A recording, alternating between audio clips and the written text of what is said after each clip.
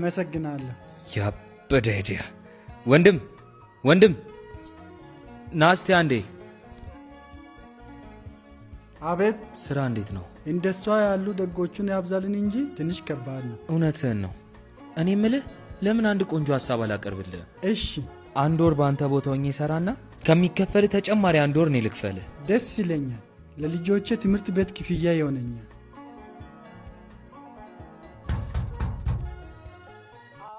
ይቅርታ ሀብታሙ የለም? የለም፣ ለ1 ወር እኔ ነኝ የምሸፍንለት። እሺ በጣም ይቅርታ።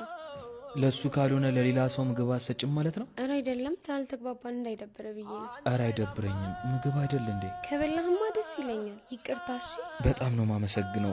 ካላስቸገርኩሽ ግን ቡና እቤት ላፈላ ነውና ከፈለክ። መልካም ሴት ነሽ። ምንም ሳታቂኝና ሳትንቂኝ ቤትሽ አስገባሽ። ምን ችግር አለው? ሰው መከበር ያለበት በሰውነቱ ነው። እሱማ ልክ ነሽ። ግን እንዴት ነው አለባበስም ምንም ጥበቃ አትመስልም። አዎ ልክ ነሽ። ስራዬ ጥበቃ አይደለም። ምን? ሁሌ አይሻለሁ፣ ሁሌም አንቺ ማውራት እፈልጋለሁ፣ ግን እድሉ ምንም ማግኘት አልቻልኩም። አልገባኝም። ባይገባሽ ነው የሚሻልሽ። ትርፉ ስቃይ ነው። ይቅርታ ካላስቸገርኩ ከቤቴ ትወጣልኝ? አንዴ ብታወሪኝ ግን ደስ ይለኛል። ውጣልኝ። እሺ